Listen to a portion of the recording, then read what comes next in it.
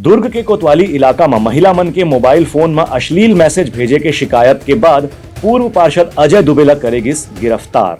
दुर्ग police कुछ महिला मन के साथ में अभद्र व्यवहार करने वाला एक पूर्व पार्षद अजय दुबे आज गिरफ्तार कर लिस। ये मामले में दुर्ग सिटी कोतवाली के थाना प्रभारी महेश कुमार ध्रुव बताइन कि पूर्व पार्षद अजय दुबे के खिलाफ पहले भी कुछ महिला मन अलग अलग मामलों में शिकायत दर्ज करा चुके हैं। वह अपन मोहल्ला में रहने वाली कुछ महिला मन के साथ में छेड़छाड़ भी कर चुके हैं। वहीं कुछ महिला मन ला अश्लील फोटो भी भेज चुके हैं। संगे संगे एक दुकानदार ला धमकी भी दे के मामला ओकर खिलाफ दर्ज करेगी रही से। ये सब मामला में आज कार्रवाई करे के बाद पुलिस ओला गिरफ्तार करके ओकर से पूछताछ करत है। संगे संग आरोपी के प्रति लोगन के मन में जो डर है ओला दूर करे बर आरोपी के बस्ती और मुख्य मार्ग इलाका में जुलूस भी निकालेगी।